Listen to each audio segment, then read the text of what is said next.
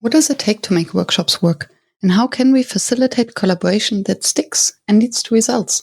My name is Miriam Hartness, and with the Workshops Work podcast, I'm on the mission to find the magic ingredients that make workshops work. And if you enjoyed last week's conversation with Barbara about high-stakes, multi-stakeholder meetings, then you will really be intrigued by this week's conversation with Ben, as we speak about his multi-stakeholder projects in the realm of building environments and how he brings together researchers from different disciplines and different countries to rethink architecture and buildings of the future. And we speak about the challenges and the best practices of making these projects succeed. So stay tuned. And don't forget to scroll down to the show notes to find out more about Ben and to subscribe to the podcast if you enjoy it. Thank you for listening. Ben, welcome to the show. Thank you, Miriam. It's a pleasure to be here. Yeah, I'm very curious in which direction this conversation will take us, because I have the impression that any conversation we had so far could have been a podcast episode. True. I remember our coffee in Amsterdam a couple of weeks ago. That was, we needed more time. And yes. Now and even this half-hour warming up chat could have been recorded already. So it's time to include the audience. And I always start at the beginning with the same question. When did you start calling yourself a facilitator? And actually, do you? Right. I don't call myself a facilitator, strangely enough, but I've just had some recent experiences in the past weeks where I've been in certain forums or workshops that have been facilitated, specifically around climate topics, foresight topics.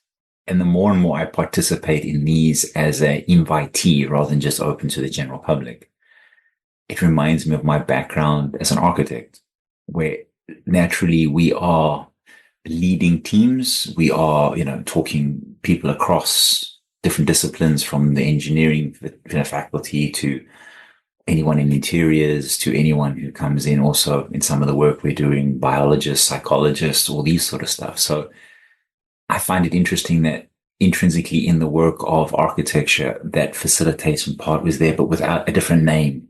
Mm. So it's about bringing the best out of people. It's about interacting. It's about leadership. These are the words I'm putting to it.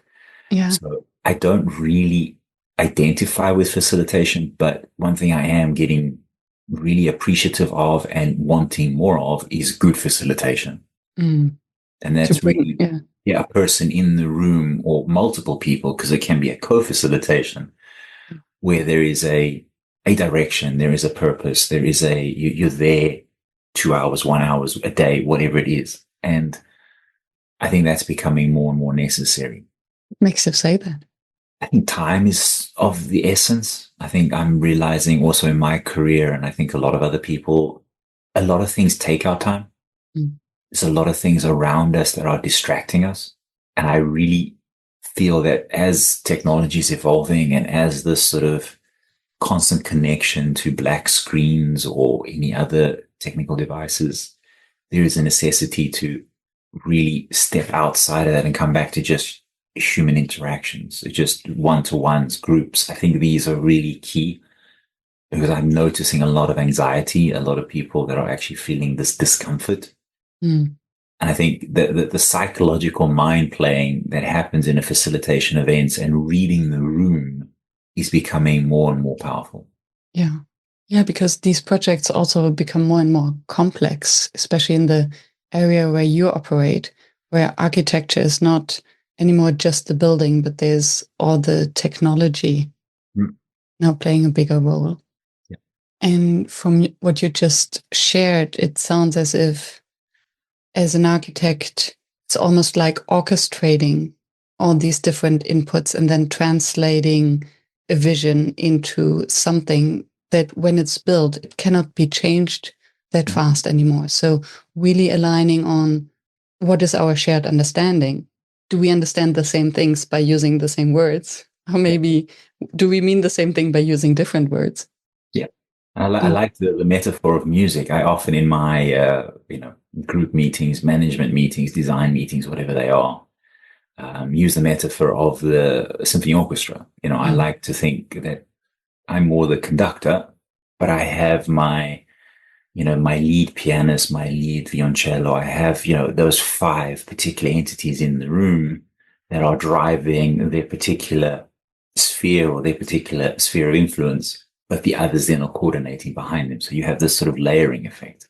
Yeah, Um, beautiful. And I would love to dig deeper in the work that you do and the role that facilitation plays in there. And I think to get the audience on board, maybe you can share a little bit of context of Sure. what is it that you do and who is this lead pianist in your orchestra and then and the cello. Essentially, just as a shortcut, I've been an architect now for over 20 years. I'm originally from South Africa. So when I did my studies, it was very much under the Royal Institute of British Architects curriculum because we're still part of the Commonwealth, but in the African context. So there was a nice duality happening there in the late 90s, early 2000s. But the last 4 years of my career have been going back to one of my first passions, which is around solving some big problems. I love research and innovation. I believe there's not enough happening in the built environment in general, not just in architecture. So I have found myself over the last 3 or 4 years really connecting dots. I'm, through my network and through other, people I'm connected to. There's a lot of amazing people doing amazing work, but in their own little silo. Mm.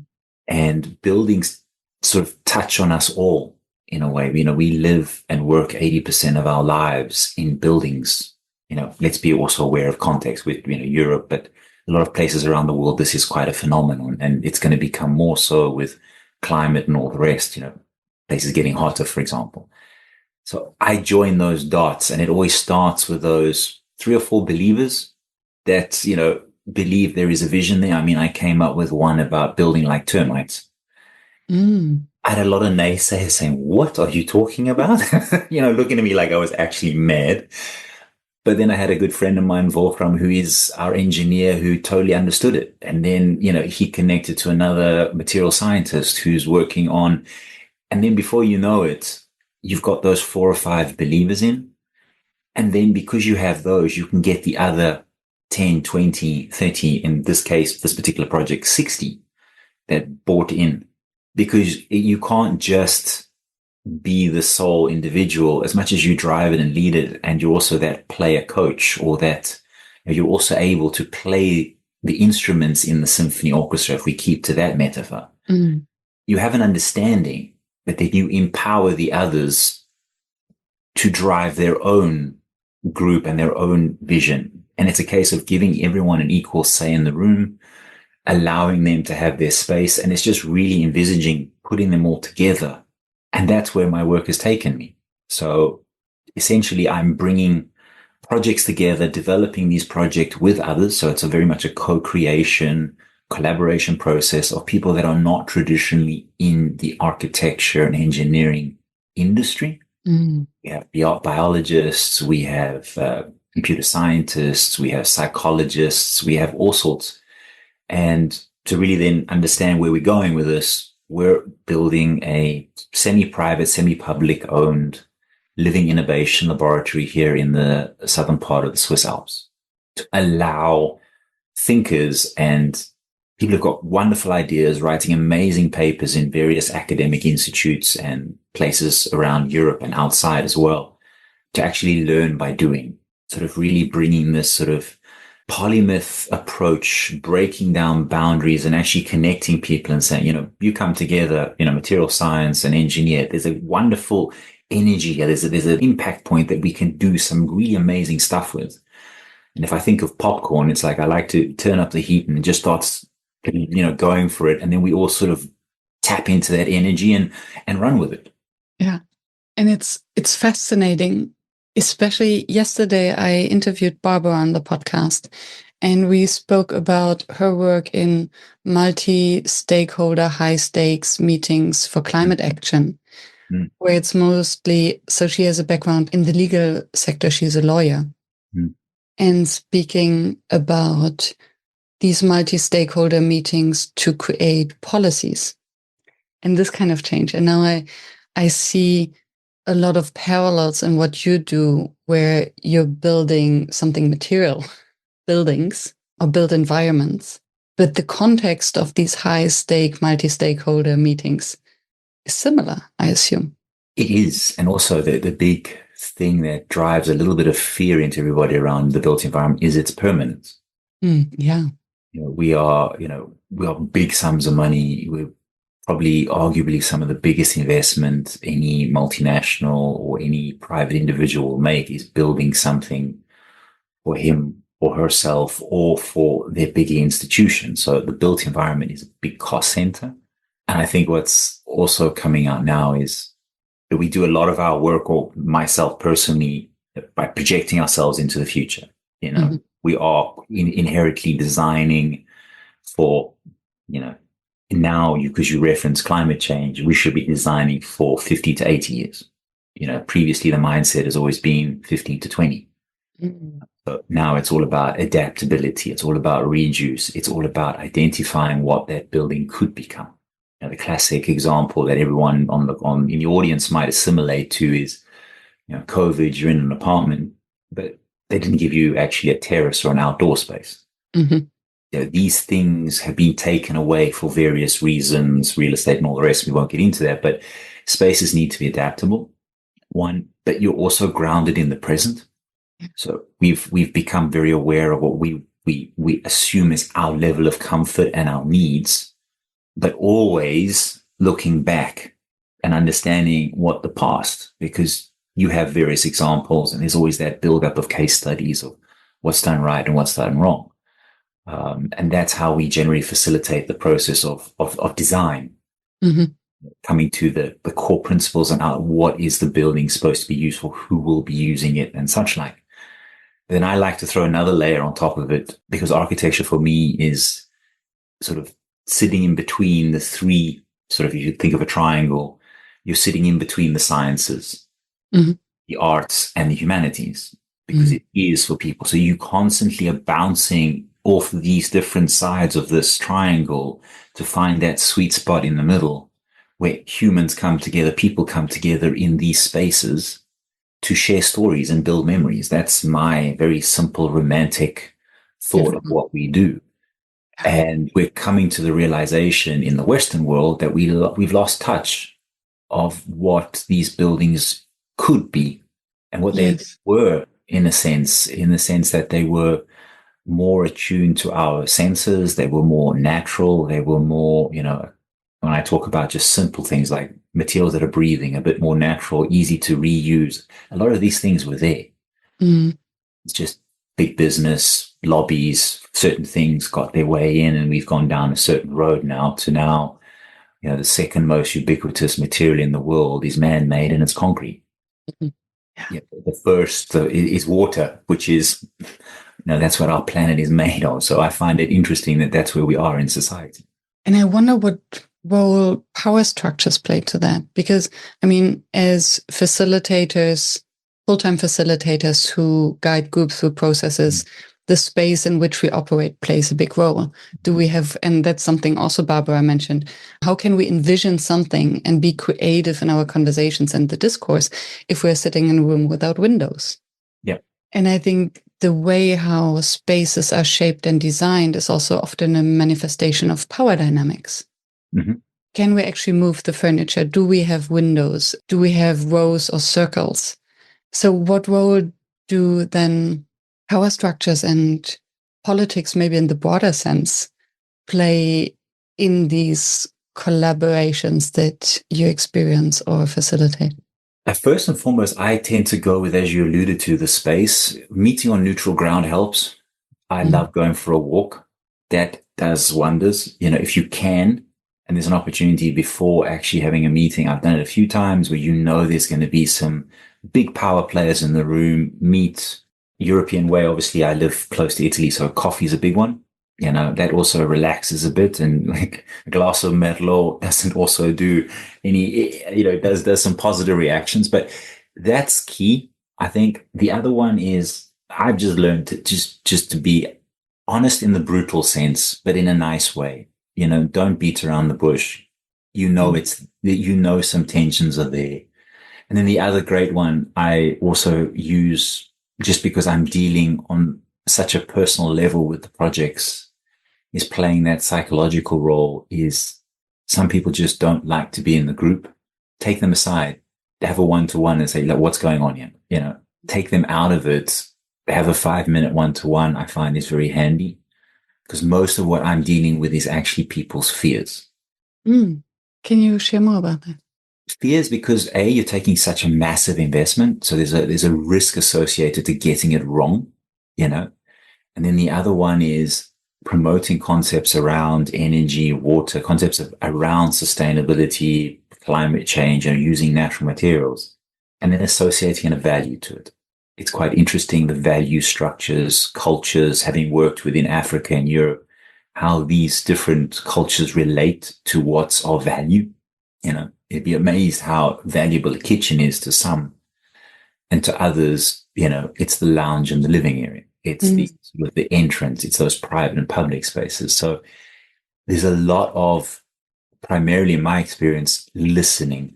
And I'm always constantly finding or truly trying to get to the point of what is the assumption and what is the expectation, not just in the meeting, but in the long term. And this is where the big advantage we have, and I would stress, if you could, in other sort of environments. You interviewed yesterday, I think it was Barbara, you mentioned on the legal aspect, using images, using graphics, telling stories, and, telling a funny anecdote of something that happened to you, and, trying to put a positive light on it, also breaks that tension. But we have the wonderful advantage of using imagery, and that's, you're not just focused on words and numbers. It can be a very powerful way of just really shifting the whole thing, and actually going to the site or the location where you're building, because you're outdoors. That really breaks it as well, not just being in a room with no windows.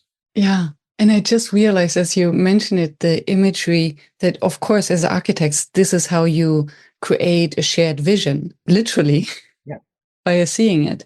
And it's something that we use, or facilitators use, through graphic recorders to create a shared vision.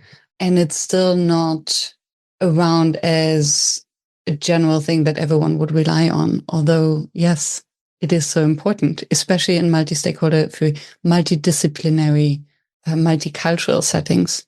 Yeah. Another one I notice, and we use, I actually have a box of Lego. Lego architecture. It's all white pieces, and I leave that with clients. Or we actually have a workshop session as one of the first, just to build it.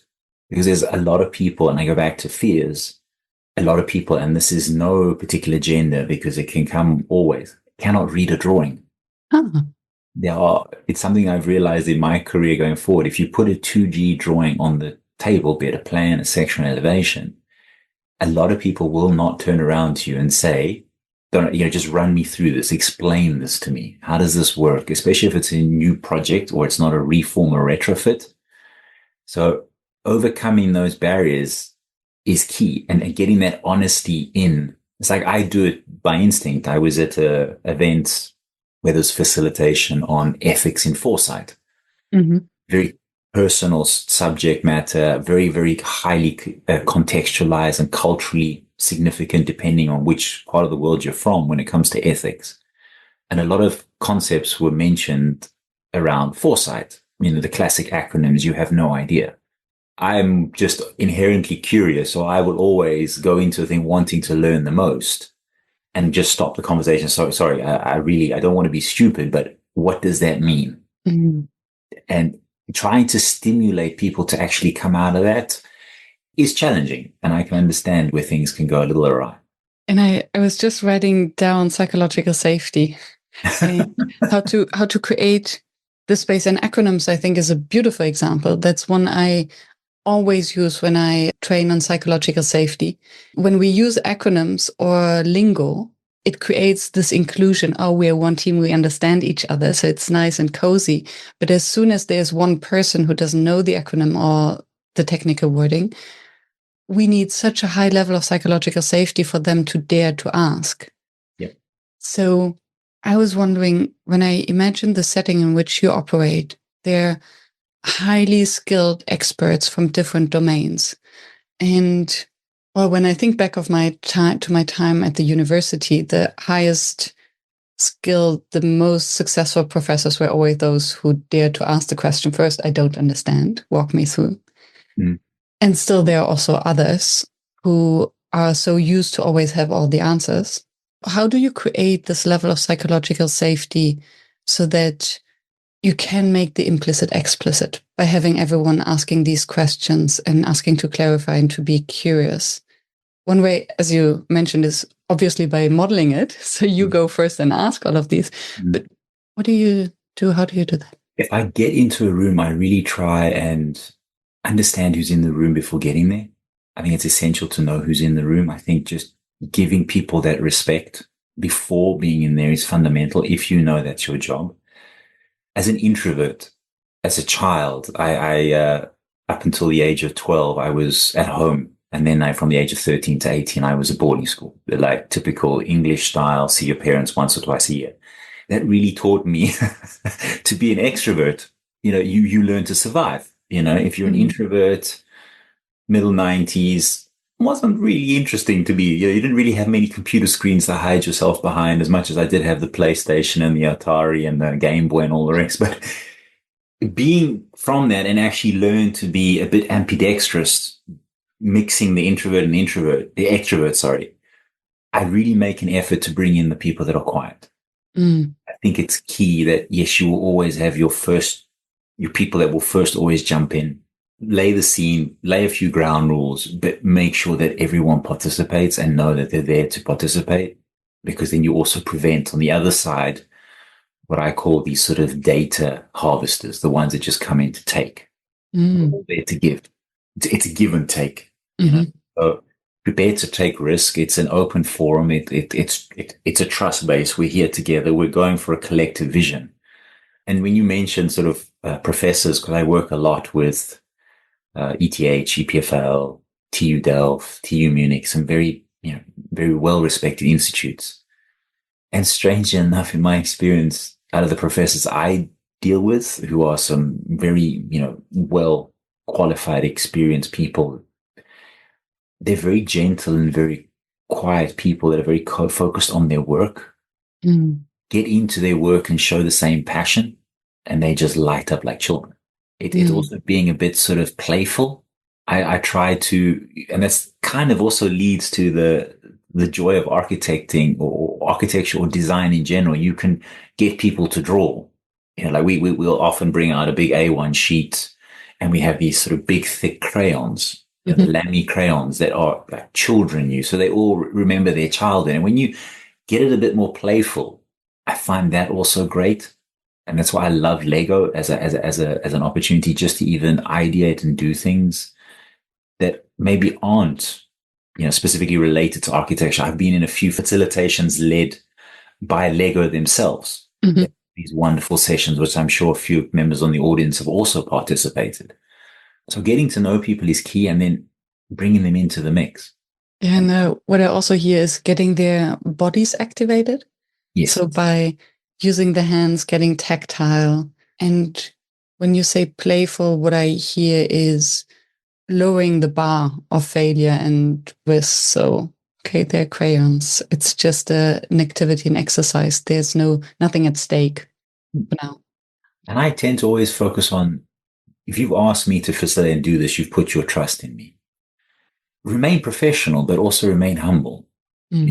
Egos, the one thing I've noticed is that in any project I've ever participated in, you just need one ego in that room and it will neutralize and kill the whole vibe. That is my biggest touch point, is trying to find out that as soon as possible, because I know it will generally fail.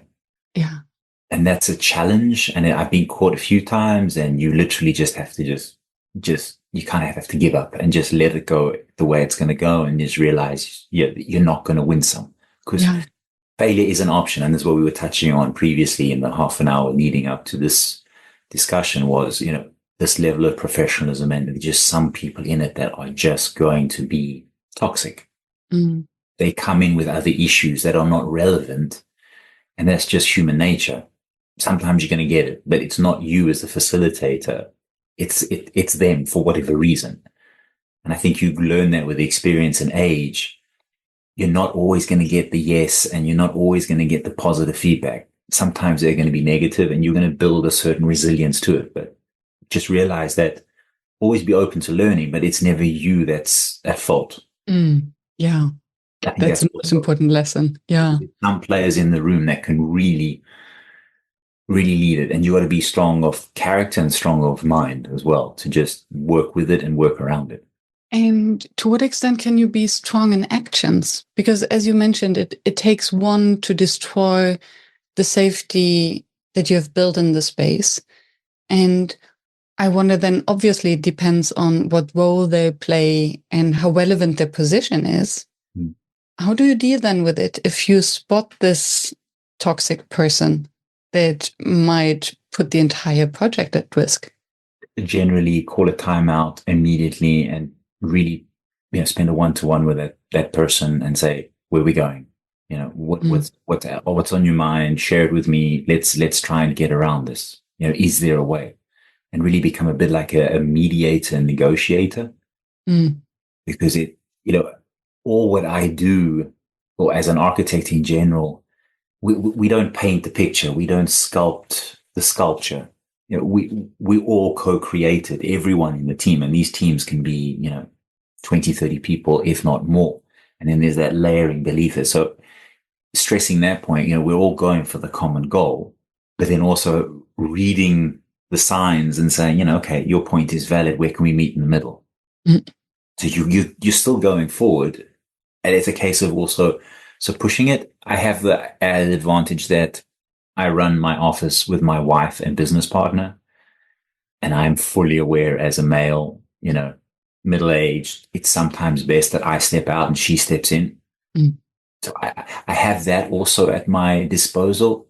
So as much as she prefers me to be the forward lead, she's in the room as well. I love it personally because I have that extra pair of eyes and ears so that I can get the feedback, because you're not picking up everything. So if you can facilitate and do these things in groups or in pairs, it's obviously advantageous. But sometimes there is a point that a different perspective makes the difference. And 9 times out of 10, that's how we sort of neutralize it. And so far, so good. Yeah. Yeah, it's fascinating. And another point I want to come back to, you mentioned that the professors you have met, they're quite humble and love their work and their domain. They do their research. And then suddenly you're opening the space to something creative that they're not in control of. They have to rely on the expertise of others. How do you bridge that? So how to enroll people who are usually sole workers or thinkers? I don't know if I'm ashamed to say it, but I'm going to be honest. Yes, please. I try and make them feel it's their idea. Always works best. Just, really, we're all going in the same direction. If you need to feel that, be my guest. I don't have that necessity to always be on top dog, front of house, whatever you want to call it. And I think that's just a great one. Just being humble, just really not having a big enough ego that you sort of kill that, but then I say that also, is that person that important? Because I do feel that in some cases, the second or third, or the person that's trying to elevate his or herself and coming up in their career, I think of the Icelandic football team always, or the Jamaican bobsled team, these concepts of people that are just absolutely driven and are really out of context. And you wouldn't assume that because of teamwork and coming together, because there's no, Galactico, or, using the sport term, maybe we should sort of leave that and go maybe to musical. where we don't have this single entity, but when you get that whole team playing from one sheet, one hymn sheet, one score, is a beautiful thing to listen to. And that's that really fine point of trying to find that. And sometimes it works, sometimes it doesn't. And I would argue that on most cases, I feel I failed. I think I could have done it better. But that's also because I'm a person that is constantly criticizing myself on how to do it better, and asking people to give me observations. These people are not necessarily friends, because sometimes friends aren't that honest with you, but I think there's always something to learn. I made reference to before we started this interview, was last week I was in Dubai. As much as you understand cultures and you read and you learn about etiquette, until you're in the room, you make mistakes. Just be honest. You just really say, I apologize. I wasn't supposed, it's wonderful to me or whatever, but be humble about it. Just be human, and don't try and compound these errors that you've made and continually go down the same direction. I think using humor and, really dropping yourself below, I think also neutralizes things quite significantly. Yeah. Yeah. And normalizing that in the end, we're all human beings. And especially in your case, you're coming together with really around a shared vision. I have to be totally frank also, these are the things I've learned possibly in the last 3 to 4 years. I've been doing this for 20.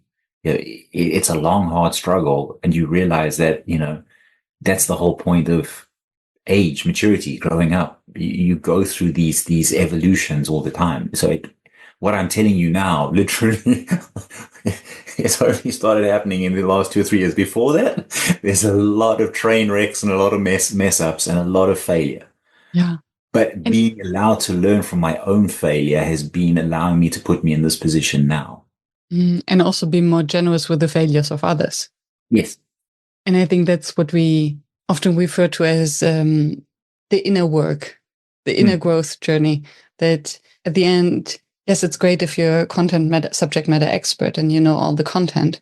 If then you're unable to apply it collaboratively with others, it will fall flat. And I was just wondering, because for me, similarly, I grew up in the higher education sector, right? Universities where it's not necessarily the culture of yes-anding each other and building on each other's ideas. It's very rough. The feedback we get is very direct, very cruel sometimes. It's very competitive. And then suddenly bringing people into the space who might not have had the chance to grow this self-awareness and empathy and even the language of how do we respond to an idea that we don't agree with. And I often refer to an experience. I was in a summer school as a PhD student, and we had this professor from Harvard, Leibson was his name. It was, of course, everyone wanted to impress him. And I really remember this one situation where I said something in class and he looked at me and said, "Yes, Miriam. And have you thought of," and would say the exact opposite. And this was the moment where I realized how you can, through language, create the space where it feels safe to say something stupid or to fail. Because he could have also said, "No, Miriam, that's wrong." Yep. And then I would have been in overthinking mode, bashing myself, and wouldn't have had the capacity to listen to the answer. That's where you have to put yourself in other people's shoes. I try and role reverse, and go through certain scenarios that have played out for me and say, we all have moments where outside of our professional life, our personal life sometimes influences. And you're a bit short, or you're a bit, a bit too direct, or you overgo it a bit. And then you have to also be where you're saying, okay, put on the other, if I was in that person's shoes, how would have I reacted? I'd probably taken the same way. And I think that's also a good analogy, shifting the dialogue always to look at it from the other perspective. Yeah. And then the other one is also participating in great facilitation events, or being in an environment, learning from other facilitators. I recently had an experience last Thursday. Aaron, his name was, I forget his surname, worked for the Singaporean ministry, fantastic facilitator, headed up their futures and foresight. And what a personality. Just so energized, vivacious, had a structure, a really great structure. It was on, foresight mechanism, how to facilitate a good foresight meeting, going back to the purpose of this interview. And just one or two visuals that just really allowed the room to go with it, dropped in a lot of personal stories that were humorous and funny, but then also always brought it back, but wasn't so fixed in his structure that he lost the moments in the room. And he really got everybody involved. And we had some power people from the UN, from various other high-level agencies, and there were about 20 of us. To actually watch it happen is wonderful. And then to have those facilitators, like for me, yourself, or a Chris Lupkeman or a Bruno Giussani, that have done this as a career, that you can then sort of phone up and ask, or, they were in the room, or they are your semi-mentor because you're preparing for a particular, bit more sort of public sort of facilitation, be an interview or whatever. Also, we all have similar hang-ups and preoccupations. Share knowledge. It's not a competition. It's actually, to provide a better experience for the others that are participating. And this is where that collaboration and cooperation is key. Yeah, the moment we can come together as equals and really have this humility to actually learn. And the moment we are open to actually look at others to learn from them, because I think you can only appreciate the mastery of a skill if you know just a little bit, at least a little bit about it.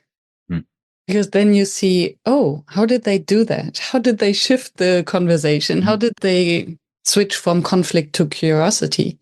Otherwise, you wouldn't notice that. No, correct. And that's where being open and, a little less, I would even throw in the word masculine. Masculine men generally, we're very competitive. We like to be the top dog, and realizing that doesn't necessarily get you far. It's also good just to sort of, step it down, be confident, have that confidence and that courage to present your point, but also realize when the moment is right to overplay it or not, and to sort of try the other perspective. And, a moment of silence in the room is also a powerful tool that I had to learn. And it took me a long time to learn, just to take that time out, let people digest it. Let people even take a minute's silence just to really process what's been asked of them or what's required of them. Yeah. Also respecting the slow thinkers in the room. Slow and deep. Yeah. And the silence also reminds me of a story you shared before we hit the record button at the beginning of a conference, multinational conference, starting with the Marina Abramovic eye gazing. Yeah. And how this, I think what is so fascinating about it, because it puts the attention to, we're dealing with humans. It makes you observe. It makes you actually work or connect with someone with your other senses. And I say that very sort of openly. A lot of we're very visual.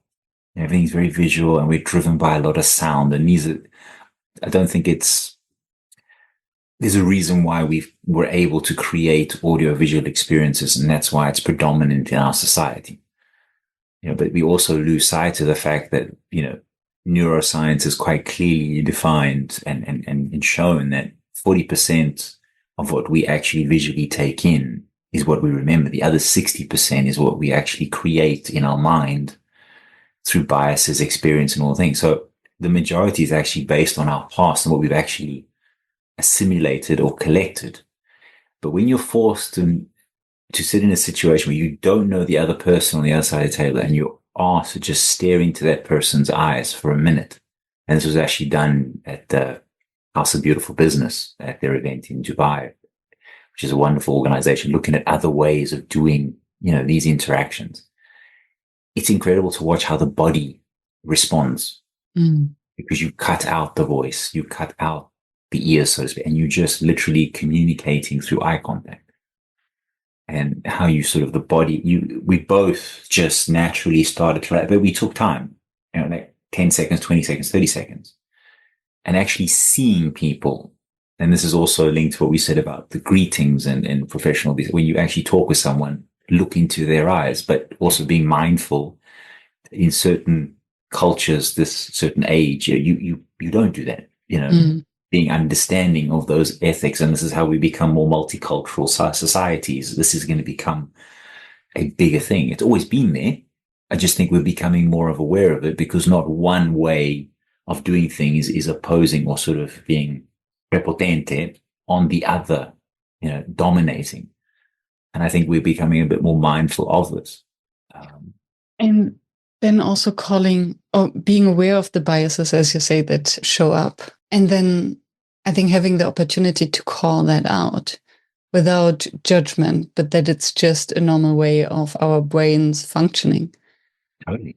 I remember I was recently in a workshop by Marit Jacobs, and she did that on Zoom.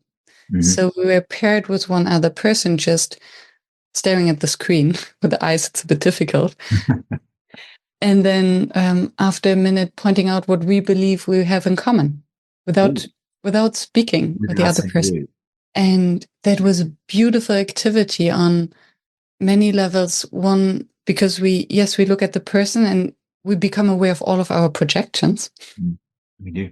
And one participant who was joining from Israel, she was extremely touched because she said that she grew up, and especially over the past year or longer, to look for differences and constantly highlighting differences, and suddenly being invited to see similarities and to spot on that without being distracted by language or words. Interesting. It's very beautiful. It is. It's like we had this, I refer to this foresight workshop we had on ethics and foresight. And around the table, we had Kazakhstan, South Africa, Swiss, Hong Kong, France, and America. Ooh. What a mix. Very nice. But actually, facilitation was allowed the group to go. Very strong personalities in the 7, because we had 2 facilitators, and then the 5 of us. I was the only male. So it was really a pleasant, and it was 3 hours. This wasn't just half an hour. And we didn't really know each other. So that's a long time together, and we didn't actually have many breaks. It just went. That's the dynamic of it. But how different cultural perspectives played such a huge influence on the dialogue, and being able to listen to the differences, but also the similarities, going back to your point. And this is also something about capturing this understanding of differences and similarities. Yeah. Because sometimes you want, I look for people that are not of my, let's put it this way, not of my profession, because I look to be challenged, because having too many of the same people in the same room can also be a little bit, one-dimensional. It's also trying to find that balance. And I think that's a key. I look at things in holistic, what's it in a holistic sense. And I think more spherical than I do in circularities or linear. Yeah. That there's all different sides to that sphere. The classic one is the different side of the world is, the classic view of the world we see is land. The other side is water, but that's also a side. It's also a perspective. The same with the moon. It's all these things. You need to go from the other side. And what I often do, we hit a bit of a design block as a design process in designing drawings or plans. I tell some of my team, just literally turn it upside down, look at it from another way, and also don't keep beating it. If you can't and you've got a block, move on to something else. Even go for a walk, go for a run, do something, come back to it, allow yourself that time, because then different stimulants, different things that happen. Because I think a lot of what we do also is too fixed in time. Need those times away in order to do it again. How you actually make that work and how you actually get remunerated, I struggle. It's a difficult one, but that time away, as much as the time together, is just as powerful. Yeah.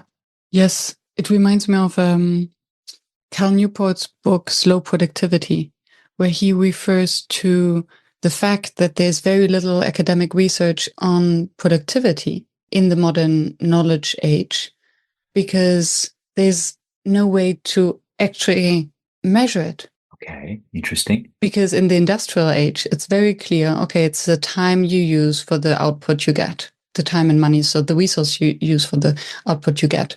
In the knowledge age, sometimes you get an idea in a split of a second because you studied for 20 years, sometimes because you didn't study, sometimes it takes longer. So what is the component of time as opposed to output? And what does productivity actually mean nowadays? That crossed my mind as you spoke about remuneration. I'll get that book reference from you after this, because that sounds interesting. That's a new one to me, but I'd love to read more. Yeah, a beautiful book on many, many levels. Slow productivity. Okay. And what I hear, what is the opportunity of in what you do is that you can actually curate the groups and find the different stakeholders that would complement each other, that you can work with, but also challenge the different perspectives in a certain way. And I would be curious to hear what your curation process is, because we also spoke about the toxic people and to what extent. So how can you ensure that you're open enough to different perspectives without falling over the edge? And then from there, I would love to build the bridge to the practical implementations for what happens after the discussion. Okay. First, like anything, most of these interactions start randomly because I'm at an event or a certain person, how we got introduced. There's some storyline that happens before that, or some person or activity that makes it happen. And I literally go on gut feeling. I see something in a person. I see an energy. I have a discussion briefly, and then I try and take it out of that context as a one-to-one. I deviant person. I know for me, within 3 conversations, generally maximum 5, I kind of have learned about you as a person enough to realize, the 3 things I really look for are what is your curiosity? What is your creativity? Because I believe everyone's creative. I don't necessarily believe because if you don't draw, you don't sketch, you're not creative. I think there's creativity everywhere. It's just finding it. And then your competence, what is your real driver? What is your passion? What are you good at? What do you really want to do? And these things can simmer. I mean, I've had some projects that have simmered for 3 or 4 years before we've actually found the means and we've actually activated. Some have happened in days. It's just being open to that. Before then, bringing the 4 or 5 or 3 in the case, people to the group that are like the core driving group of generally we build consortiums around research grants and sort of foundation funding. Always try and keep to, an odd number. Even numbers can be challenging. It's nice to have a bit of an odd so that you drive it. I've had one incident where it's really fallen through, but simply because I've spent the time and effort to get to know the individual personalities and really listening to what their interests are and where they want to go. A lot of people I am dealing with in research, so academics are quite clear in their vision. It's then highlighting to them, oh, by the way, if you did that in this context with this other person, I think, and then they start seeing it. And then once we have that in play, then we have about 2 or 3 sort of workshop sessions, which I generally lead. And the way I started is I do a 2 to 3 pager of really looking at, what's the whole contribution? What's the problem? What we're trying to solve? References, anything that then people can drop into. Sometimes it depends on the platform. People are more, Excel, spreadsheet or Word doc. Sometimes it's a mirror board, but it comes around discussion. And I think the biggest thing I've learned is this, it's all about the people. You've got to get that mix right. If you get that wrong, if you've got one particular entity, as I say, going back to the ego, when we started this conversation about 45 minutes ago, that really blows it. So I try and find that out first. And then, we've put 7 consortiums together so far. We've been successful with 5. Wow. I think that's just because of the power of the people, but also being mindful of the fact that you have to play the politics. You have to have the right players. And I realize that because actually where I'm calling you from or where I'm based is in the southern part of Switzerland. We're on the border with Italy, and I live in rural Switzerland. So I live at the base of the Swiss Alps, and having lived here in a very small community for the last 15 years, you realize this is a microcosm of society in general. You only need those 4 or 5 families or names that the rest follow in a way, rightly or wrongly. But there are those influences, let's use this sort of current terminology, good ones, that if you have them in a group or part of the discussion and you empower them, obviously they've got to fit, obviously they've got to be part of it. They can be very, very good in that binding of everyone together. They become like that mycelium. They really join everyone together and they see this vision. And then just really allowing people the opportunity to create it themselves. I really focus on creating just a simple structure that then allows you to co-create into it, not come and say, this is my way of doing it, and not having that colonial mentality of just, lambasting everyone with this, this is it, you got to buy in kind of thing. But I don't believe in, if you design it, they will come. I think you need to really build it together. There's a reason why spaces and places in the world have succeeded, because they weren't planned. They were very organic. Yeah. And they're not that predefined, very sort of grid. And I follow that as a principle. And then once people sort of get buy-in, is to really allow them to fly with it. Because I also have this other sort of thing. I'd rather know now if, it's going to go wrong by empowering you and letting you go with it, with the risks associated around trust and everything else, because trust is a huge one. I always remember the saying, I forget by who, the rate of change, how does it go? The rate of change happens at trust. How much you trust defines how much you change something. That is also what I found essential to know up front. Just let it run, let it be a bit organic, and then get to a point. Obviously, I'm not doing it traditional facilitation where you're in for a day or in for so. To actually put that into that context, I would find difficult. And I would love to know more about how you would do that, Miriam, because I have that luxury of time, which I touched on earlier, making that time allow for things to distill and sort of to settle. So you have activation and you have this distillation process. And that's how I play it, because I'm the main driver in it, and knowing that I can determine that time. I'm not rushing. So I try and play with that as best I can. Thank you for walking us through. I think it's very interesting. We throw some coffee and some Lego and a few games. That also spices it up. Yeah, and so the start with relationships first and connection over content reminds me of the two founders of Netflix. They started the company they decided that they wanted to do something together. So they would share a drive every morning, commute to work together. And every day, one of them would come up with a potential business idea and they would challenge it. Okay. And it took them maybe a year of everyday commuting until they had the idea. And they started prototyping and building it. And then what I hear is the first having the spaces, this small circle of trusted peers, and then growing it slowly. And once the odd numbers, and then starting with hard facts. So making it explicit. Here's the 2 pages with everything that we know. Can we agree on that? And can we start from that? And I think where it goes wrong in many organizations, because when I think of your process and how you describe it, why would it be different for any meeting a manager hosts? And I think the lack of preparation, the lack of time, the lack of relationship building, the lack of ensuring that we're based on common ground and shared knowledge. Okay, these are the facts. And then the lack of courage not to invite certain people. I think that very often it grows too big too fast, especially online, because we have so many chairs. And then the odds are higher, of course, that this one rotten tomato, this one toxic person will be there by a lack of curation. Yeah. Start small, don't be too ambitious. Sometimes that's hard to quantify, but I think you lose a lot if you have like more than 20 people in a room. I think if you're dealing with 100, wow, you are seriously skilled, and you need multiple points then, but then you need to really be clear on how that works. I've never been in that experience. I've seen it done. I would argue that the biggest meeting I've ever had to facilitate is between 15 and 20. So that's definitely my comfort zone.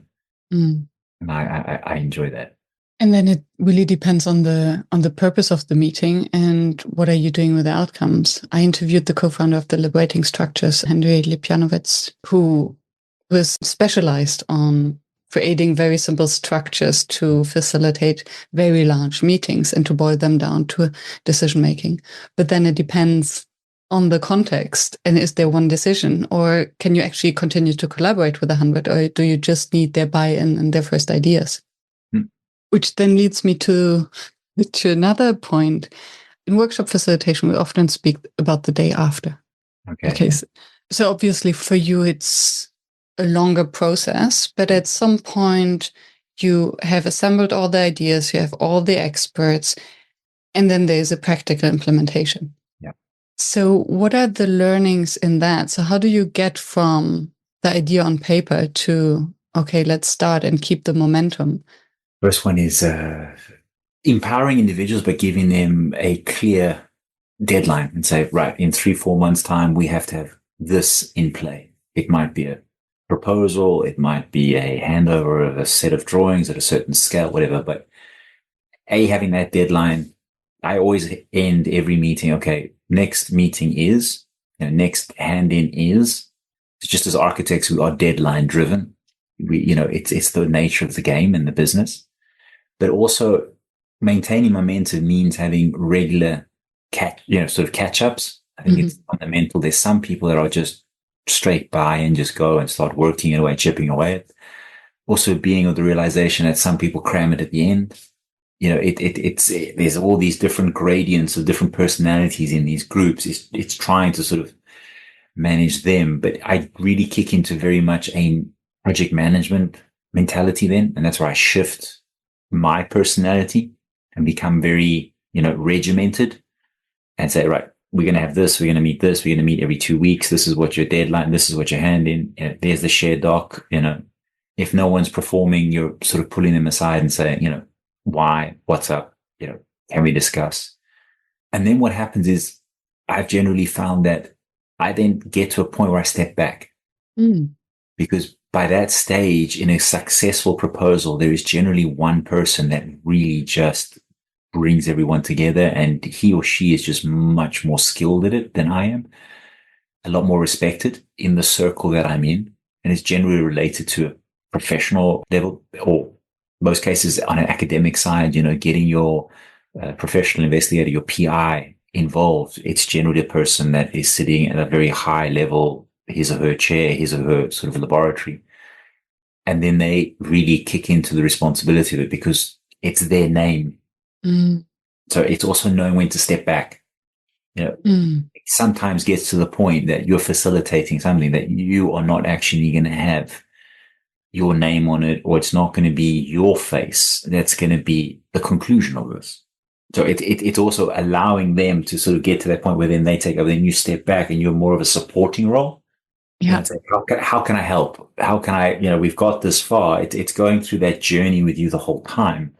And then saying, right, okay, we know where we got to go. We know how this is going to be successful. We're all got buy-in now. That's pretty clear, and also sometimes it's just the star alignment doesn't work. I've had some situations we're ready for the proposal, ready for the hand-in, but sometimes you need to pull the plug and say, we revisit this in a month or two because a personal situation happens or something happens in one of the group because X, Y, Z.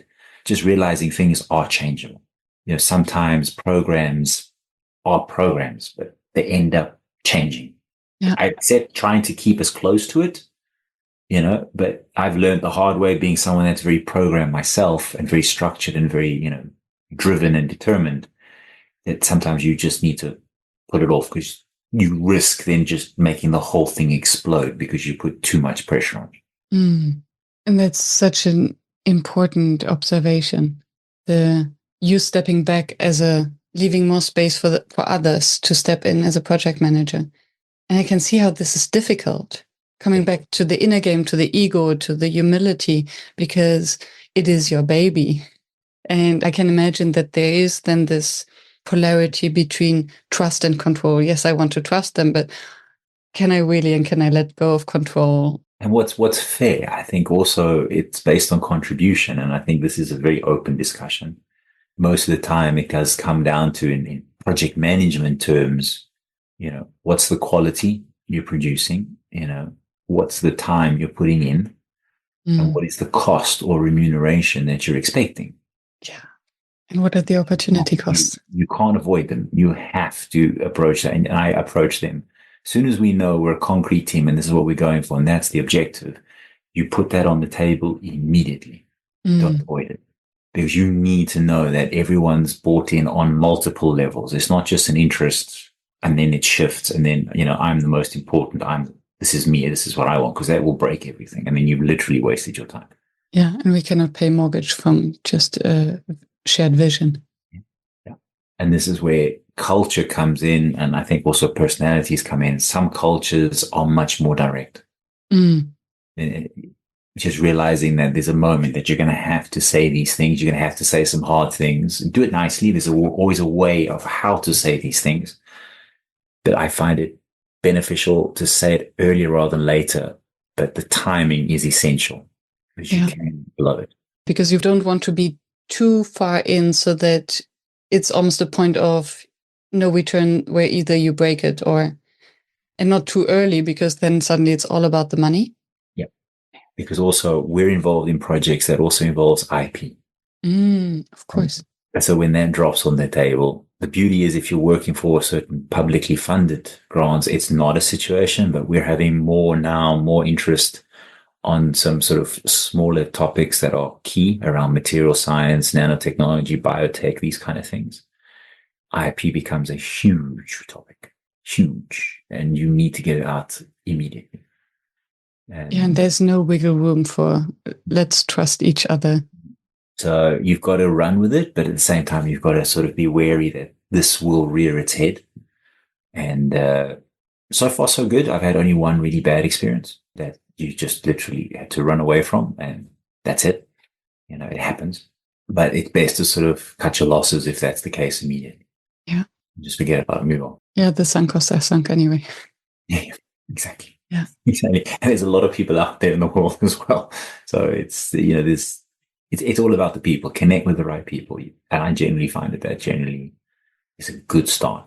And follow your gut feeling. That sort of, this is where age comes in. I wish if I was younger, I would definitely listen to my heart rather too much to my head. But then also knowing when to be more intelligent about it and less emotional. But then flip it, those are the key drivers and on all levels. And there is those different levels of intelligence that you have the ability to tap into, but you've got to trust it and feel it. Yeah. Yeah. And maybe that's the biggest challenge, to know when to flip it. Yeah. Correct. Yeah. And this is why I try, and most 9 times out of 10, I have this double act, because it's a husband and wife team. It's a partnership we've been running for 20 years. It's our investment. So having that for me is invaluable, because you have this trust immediately between the two of you, and then you have a different perspective. Mm-hmm. And there again, you need by yourself. That's a lot. It's a lot, depending on the size of the group and everything. But some manage it much better than others, and others struggle. It's just the way of life. Yeah. And then again, it needs another form of very good, clear communication. If there's also the personal relationship and the marriage being part of it. It is a lot of communication. It's a lot of trust. It's time together. Time you're working with that person. And I hear of so many situations, not just in facilitation or management, but in companies where they fall down generally because of trust. Yeah. That's what one says. People join organizations because of the brand and the name, and they leave because of the culture and the manager. What remains your facilitation challenge? I am very much a believer in the words of Nelson Mandela. And if you speak to someone in their language, you speak to their heart. And I think that's living in Central Europe, being more involved in now projects that are also sort of expanding into Africa, more eastwards, being able to actually not just be fluent in that language, but to have some phrases and have some understandings of people's culture and language references is very, very useful. And living in Switzerland, understanding, speaking Italian and Spanish myself, but also having that ability to understand the nuances of language, be it German, be it French, whatever, in where I'm immediately, and yourself, in in the Benelux region, it's very powerful. That really brings it into another level because you really do disconnect from the head and really go for the heart. And that I find would be a wonderful tool to have more at my disposal. That's why I repeat, my wife is a person that speaks 5 languages. So that whenever she has that at her disposal, I am very thankful, but also very jealous at the same time because I wish I could have that sort of like polyglot ability to learn because I find languages so difficult. It's just not my way. I'm more visual. I'm less, with words. So that would be one thing I would love to have at my disposal because I think it's also a wonderful tool. It's very personal. Has it ever become a challenge then for you not to be able to, this kind of mismatch, not being able to communicate in other people's native language? I've only experienced it once or twice ever. A handful of times where I've made a comment once or twice where I've been in a environment in Switzerland where the conversation has been led in Swiss German. I'm just using as a context. I'm not being specific in any way whatsoever, but you do have certain dialects that are prevalent.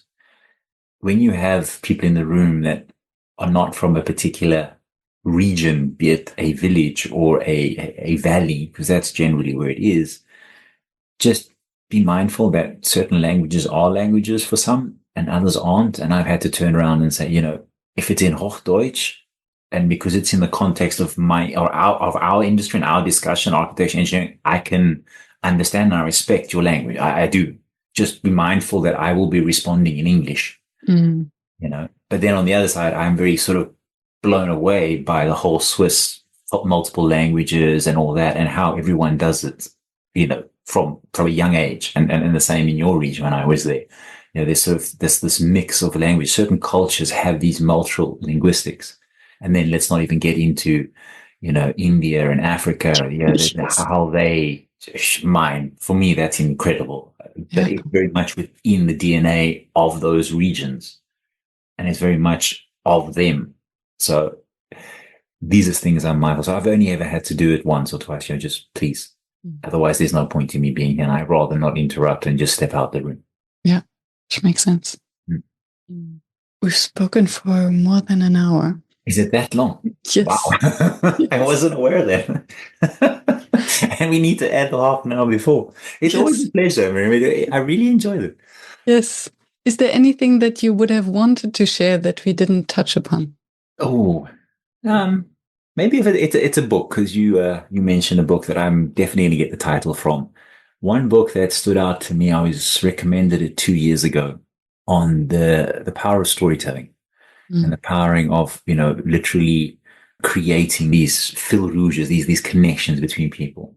It's called Sand Talk, and it's by Tyson Yonkapour. Yes. And Aboriginal writer. Yeah, wonderful. Learning from a tech basis and a scientific, but then connecting it back to his, native Aboriginal Australia. And I really like that gradients of connecting it all together. And I think there's a necessity, and he uses the term, what's called yarning, where you sort of weave things together. And I think this is something that I find myself trying to bring in, because I think if you tell personal stories in a creative way, you really tend to get people sort of to buy in. It's a different way of looking at professionalism, talking what we talked previously. I think we need to also realize that it is about people. And that's how I would. Thank you for reminding me, because he agreed to come on the podcast. And I'll listen to that one. So I have to refresh this thread in memory. I highly recommend, because that would be. And Sand Talk is a beautiful book for facilitators to learn from the Aboriginal culture. I agree. Totally. Thank you. I always leave conversations with you with at least 2 or 3 book recommendations that are piling up in my living room. So I need to take a sabbatical now. But as I say, always, Miriam, always to be continued. And I look forward to our next conversation, wherever that may be. And hopefully with our work in your region, we'll be there sooner rather than later, and vice versa. You're always welcome to join us and visit us down here in Switzerland as well. Thank you. Pleasure. Thank you. Thank you. Thank you for staying tuned and for listening until the very end. I hope that you found the inspiration and the wisdom that you are looking for. And I hope that you will subscribe to the show so that you never miss any of the interviews with another inspiring facilitator from across the world. I'm devoted to continue this podcast and to deliver weekly an episode that maintains the quality that you expect and you deserve. And if you would like to help me to maintain this quality and to keep the podcast free, please help us. Visit workshops.work/support to make a small donation to keep the podcast free. Thank you so much. I hope to be in your ears next week.